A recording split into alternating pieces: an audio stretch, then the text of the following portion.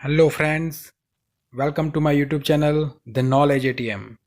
વિદ્યાર્થી મિત્રો, આજના આ ફંક્શનમાં આપણે એક અતિ મહત્ત્વનું ફંક્શન કે જેનું નામ છે પર્પઝ. પર્પઝ એટલે કે હેતુ. આ ફંક્શન પરીક્ષામાં અલગ અલગ રીતે પણ પૂછાઈ શકે છે, જેમ કે showing purpose, indicating purpose, describing purpose અને એક્સપ્રેસિંગ પર્પઝ, એમ અલગ અલગ રીતે તમને પરીક્ષામાં પૂછાઈ શકે છે.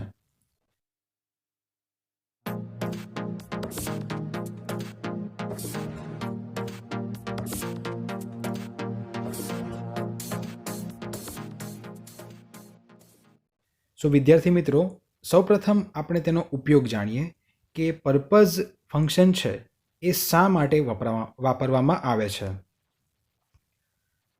તો સૌપ્રથમ જોઈએ કે આ ફંક્શનનો ઉપયોગ કોઈ પણ ક્રિયા કે કાર્યનો હેતુ અથવા ઉદ્દેશ દર્શાવવા માટે થાય છે.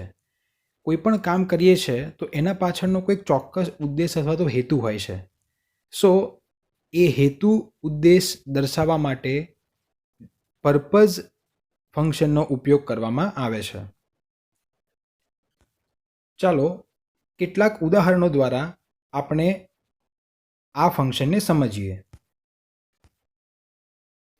Example number 1, Avantika went to the market in order to buy some fruits.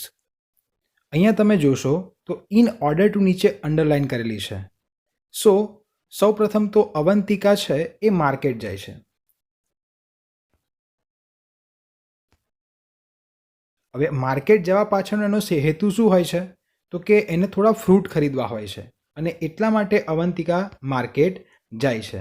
So Avantika went to the market હેતુ દર્શાવવા માટે ઇન ઓર્ડર ટુનો ઉપયોગ કરવામાં આવ્યો છે બાય સમ ફ્રૂટ્સ, કે અવંતિકા ફ્રૂટ ખરીદવા માટે માર્કેટ ગઈ હતી. હવે ઇન ઓર્ડર ટુ સિવાય બીજા કયા કયા વર્ડથી તમે હેતુને બતાવી શકો છો, પર્પઝ બતાવી શકો છો, એ આગળના એક્ઝામ્પલમાં જોઈએ. વાક્ય એનું એ જ છે, પણ એમાં ઇન ઓર્ડર ટુની જગ્યાએ વિથ અ વ્યૂ ટુનો ઉપયોગ કરવામાં આવ્યો છે. તો એમાં વાક્ય આવું બનશે, Avantika went to the market with a view to buying some fruits, કે અવંતિકા ફ્રૂટ ખરીદવાના હેતુથી માર્કેટ ગઈ હતી. ત્રીજો પણ એક વર્ડ છે કે જેના દ્વારા પણ તમે પર્પઝ બતાવી શકો છો, એ આ મુજબ છે, Avantika went to the market so that she could buy some fruits, એટલે કે અવંતિકા માર્કેટ ગઈ હતી કે જેથી કરીને તે થોડા ફ્રૂટ ખરીદી શકે. અને ચોથો એક વર્ડ છે જે પર્પઝ દર્શાવવા માટે ઉપયોગમાં લેવાય છે, Avantika went to the market in order that she could buy some fruits, એટલે કે અવંતિકા માર્કેટ ગઈ હતી કે જેથી કરીને તે થોડા ફ્રૂટ્સ ખરીદી શકે. વિદ્યાર્થી મિત્રો, હવે સમજવાની બાબત અગત્યની બાબત એ છે કે 4 અલગ અલગ વર્ડ દ્વારા તમે પર્પઝ બતાવી શકો છો, in order two, with a view two, so that અને ઇન ઓર્ડર ધેટ. હવે જ્યારે તમારે આઈડેન્ટિફાય ધ ફંક્શનનો પ્રશ્ન આવશે તો તેમાં તો કદાચ તમે આ વર્ડનો ઉપયોગ કરીને અથવા તો વર્ડ આઈડેન્ટિફાય કરીને વાક્ય કયા ફંક્શનનું છે એ તો તમે ઓળખી શકશો. પણ જ્યારે કમ્પ્લીટ ધ સેન્ટેન્સ આવશે અને એમાં જ્યારે MCQમાંથી જ્યારે તમારે 4 અલગ અલગ ઓપ્શનમાંથી સાચું વાક્ય કયું છે એ જ્યારે શોધીને લખવાનું આવશે ત્યારે તમને થોડી મુશ્કેલી પડશે, થોડું અઘરું લાગશે. તો એના માટેની એક ટ્રીક એવી છે કે જ્યારે પણ વાક્યમાં ઇન ઓર્ડર ટુનો ઉપયોગ થાય તો ઇન ઓર્ડર ટુ પછી હંમેશા ક્રિયાપદનું મૂળ રૂપ વાપરવામાં આવે છે. જુઓ અહીંયા ઇન ઓર્ડર ટુ બાય છે, એટલે કે ઇન ઓર્ડર ટુનો ઉપયોગ થાય ત્યાર પછી વાક્યમાં બાય વાપરવામાં આવે છે. એવી જ રીતે જો વાક્યમાં વિથ અ વ્યૂ ટુ વાપરવું હોય તો તમારે ક્રિયાપદનું ING વાળું રૂપ અહીંયા ઉપયોગમાં લેવું પડે. જેમ કે અહીંયા તમે જુઓ છો, Avantika went to the market with a view to buying some fruits, અને સો ધેટ અને ઇન ઓર્ડર ધેટને જો તમારે વાક્યમાં વાપરવું હોય તો સૌ પહેલાં તમારે વાક્ય જે છે, પહેલું વાક્ય આ રીતે લખાય, Avantika went to the market.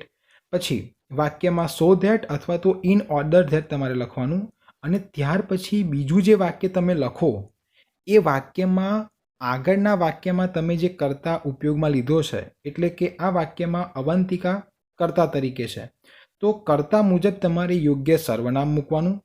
સર્વનામ મૂક્યા પછી કેન અથવા તો કુડ વાક્યના કાળ પ્રમાણે તમારે મૂકવું પડે. જેમ કે અહીંયા વેન્ટ છે, તો વેન્ટ એ ભૂતકાળ દર્શાવે છે, એટલા માટે અહીંયા કેનનું ભૂતકાળનું રૂપ મૂક્યું છે. એટલે કે તમારે બીજા વાક્યની શરૂઆતમાં યોગ્ય કર્તાનું સર્વનામ તેમજ કાળ મુજબ કેન અથવા તો કુડ મૂક્યા બાદ જ તમારે વાક્ય પૂરું કરવાનું હોય છે. તો અહીંયા સો ધેટ અને ઇન ઓર્ડર ધેટ બંનેમાં આ તમારે યાદ રાખવાનું કે પહેલું વાક્ય લખ્યા પછી બીજું વાક્ય જ્યારે તમે સ્ટાર્ટ કરો તો તે વાક્યમાં તમારે આગળના કર્તા મુજબ તમારે યોગ્ય સર્વનામ અને વાક્યના કાળ મુજબ કેન અથવા તો કુડનું રૂપ મૂકવું પડે, અને આવી રીતે આખું વાક્ય તમારે બનાવવું પડે. જેમ કે Avantika went to the market so that she could buy some fruits, અને Avantika went to the market in order that she could buy some fruits. Let's understand it by another examples. Exercise. Complete the sentence and dialogue. હવે તમને એક્ઝામમાં આ રીતે આપવામાં આવશે, complete the sentence. Ankur goes to the bank blank, અને બ્રેકેટમાં તમને આપ્યું હશે શોઈંગ પર્પઝ. સો સૌ પ્રથમ તો તમારે વાક્યને સમજવાનું. પર્પઝ આવે એટલે તમારા માઇન્ડમાં યાદ આવી જવું જોઈએ કે પર્પઝ દર્શાવવા માટે in order two, with a view two, so that અને ઇન ઓર્ડર ધેટ, આ 4 શબ્દનો ઉપયોગ થાય છે. હવે આ વાક્યમાં તમને કોઈ ઇન્ડિકેટિંગ વર્ડ આપ્યો નથી, એટલે કે તમે આ 4 વર્ડમાંથી કોઈ પણ શબ્દનો ઉપયોગ કરીને વાક્યને પૂરું કરી શકો છો. જેમ કે અંકુર છે, એ ક્યાં જાય છે? તો કે Ankur goes to the bank.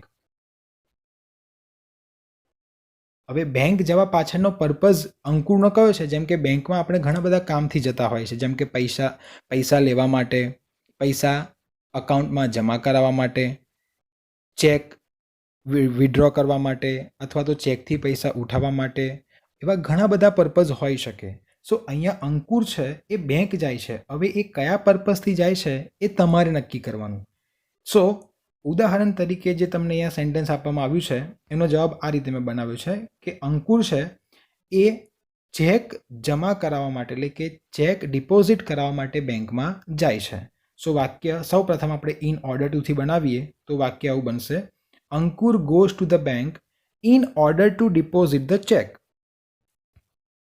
હવે આ વાક્યમાં વિથ અ વ્યૂ ટુ ઉપયોગમાં લેવું હોય તો ક્રિયાપદનું આઈએનજી વાળું રૂપ તમારે વાપરવું પડે. જેમ કે Ankur goes to the bank with a view to depositing the cheque. Next so ધેટથી બનાવીએ. So Ankur goes to the bank so that he can deposit the cheque. અહીંયા તમે જુઓ ચોથું વાક્ય પણ એ જ રીતે છે. સો ધેટ અને ઇન ઓર્ડર ધેટ આ બંને જ્યારે વાક્યમાં તમે ઉપયોગમાં લો છો ત્યારે એકબીજાની જગ્યાએ તમે બીજો શબ્દ પણ વાપરી શકો છો. જેમ કે Ankur goes to the bank in order that, ઉપર સો ધેટ છે એની જગ્યાએ તમારે માત્ર શું કરવાનું છે? ઇન ઓર્ડર ધેટ લખી નાખો તો પણ વાક્ય તમારું સાચું થઈ જાય. હવે બીજી એક અગત્યની માહિતી એ છે કે જ્યારે પણ તમે કમ્પ્લીટ ધ સેન્ટેન્સનો પ્રશ્ન અટેમ્પ કરતા હોય તો તે વખતે તમારે આગળનું જે વાક્ય છે એનો કાળ પહેલાં જોઈ લેવો પડે. જેમ કે અહીંયા અંકુર ગોઝ આપ્યું છે, ગોઝ એટલે કે વર્તમાન કાળ છે. કેમ કે આ વાક્યમાં જો તમારે સો ધેટ અને ઇન ઓર્ડર ધેટનો ઉપયોગ કરવાનો હોય તો તે વખતે તમારે જ્યારે બીજું વાક્ય બનાવવાનું હોય તો તેમાં ભૂલ પડે નહીં. Let's see another example. Mona ran to the railway station blank describing purpose. અહીંયા તમે જુઓ છો કે મોના એ રેલવે સ્ટેશન જાય છે. ઓકે, હવે રેલવે સ્ટેશન જવા પાછળનો મોનાનો હેતુ શું છે એ તમારે વિચારીને વાક્યને પૂરું કરવાનું છે. ઓકે, જેમ કે રેલવે સ્ટેશન છે તો ત્યાં બસ તો આવશે નહીં, ઓકે, ત્યાં ટ્રેન આવશે. તો રેલવે સ્ટેશન જવા પાછળનો હેતુ શું મુખ્ય હોય છે કે ટ્રેન પકડવા માટે. સો આ વાક્યને મેં આવી રીતે બનાવ્યું છે. Mona ran to the railway station in order to catch the train. Mona railway station ગઈ હતી ઇન ઓર્ડર ટુ કે જેથી કેચ ધ ટ્રેન તે ટ્રેન પકડી શકે, અથવા તો ટ્રેન પકડવાના હેતુથી મોના રેલવે સ્ટેશન ગઈ હતી. આ વાક્યમાં હવે આપણે વિથ અ વ્યૂ ટુનો ઉપયોગ કરીએ તો with a view two plus ING. Okay, so Mona ran to the railway station with a view to catching the train. Next, Mona ran to the railway station so that અથવા તો in order that she could catch the train. જો અહીંયા વાક્યમાં રેન આપ્યું છે, રેન એ ભૂતકાળનું રૂપ છે અને ભૂતકાળનું રૂપ છે એટલા માટે જ્યારે તમે સો ધેટ અને ઇન ઓર્ડર ધેટથી વાક્ય બનાવો તો સર્વનામ પછી તમારે કુડ મૂકવું પડે.